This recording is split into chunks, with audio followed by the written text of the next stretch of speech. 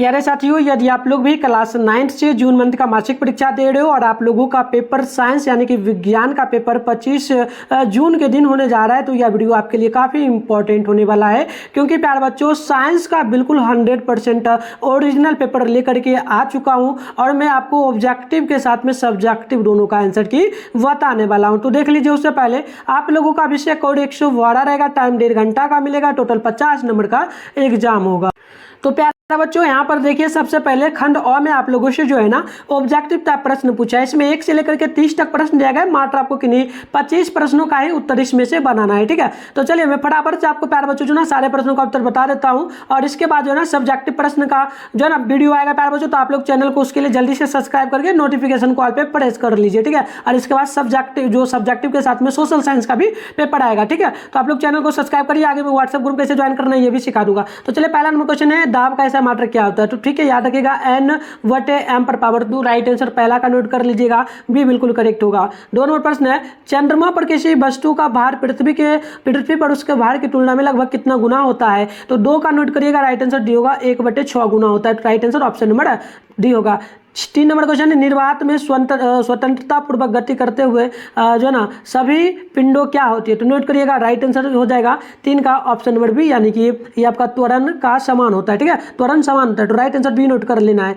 आगे बढ़ेंगे तो क्वेश्चन नंबर 4 को देख लीजिएगा। प्रश्न बोला गया, किसी m द्रव्यमान की वस्तु जिसका वेग v है उसका संवेग क्या होगा। तो याद कर लीजिएगा, 4 का राइट आंसर सी हो जाएगा, यानी कि 1/v का स्क्वायर। नेक्स्ट क्वेश्चन 5 नंबर है, किसी गतिशील पिंड का वेग आधा करने से उसका संवेग क्या होता है।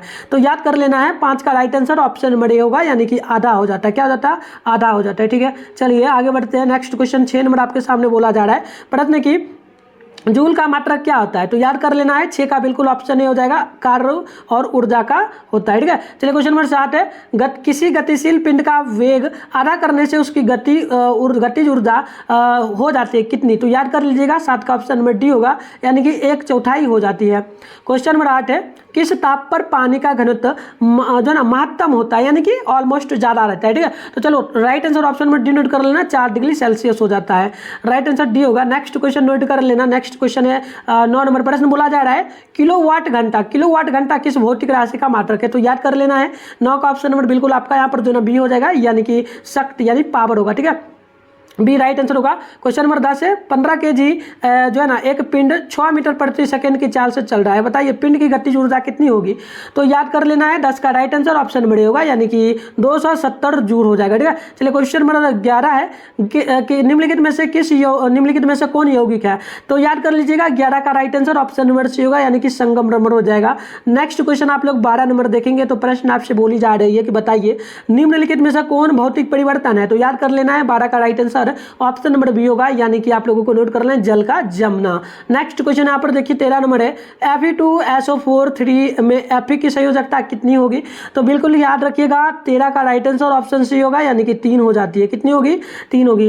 अगली क्वेश्चन यहाँ पर 14 है, निम्नलिखित में से कौन कोबाल्ट का सही संकेत है। तो बिल्कुल याद कर लीजिएगा, 14 का right answer option number C होगा, यानी कि CO हो जाएगा।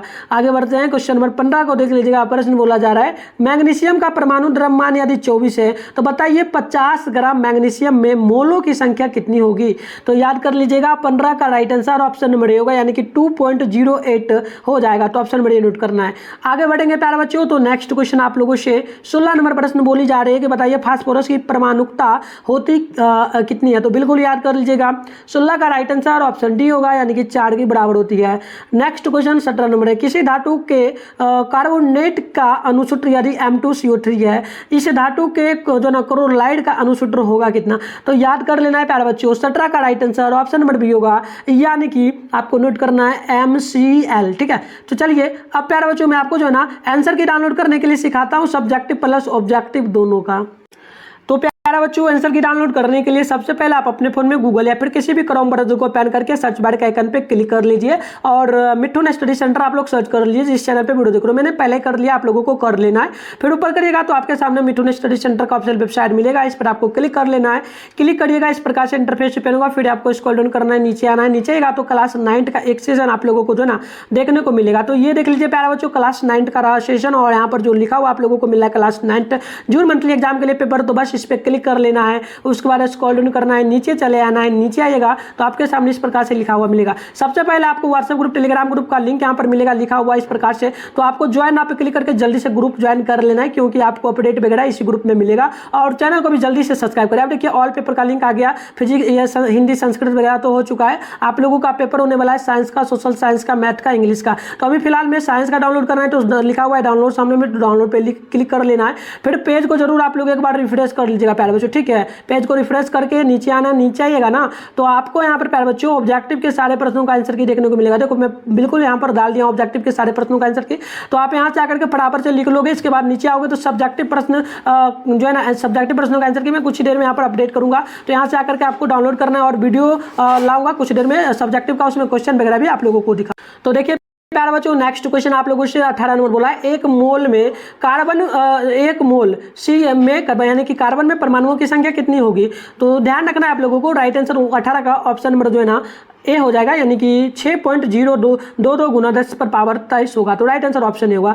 आगे बढ़ेंगे ना तो क्वेश्चन नंबर 19 बोली जा रही है, 0.5 मोल जल के अणुओं का द्रव्यमान लगभग कितना होता है। याद रखिएगा 19 का right answer option number B होगा, यानी कि 9 AMU होगा। क्वेश्चन नंबर 20 है, SO2 के 6.022 गुना 10 पर पावर 23 अणु का द्रव्यमान लगभग कितना होगा।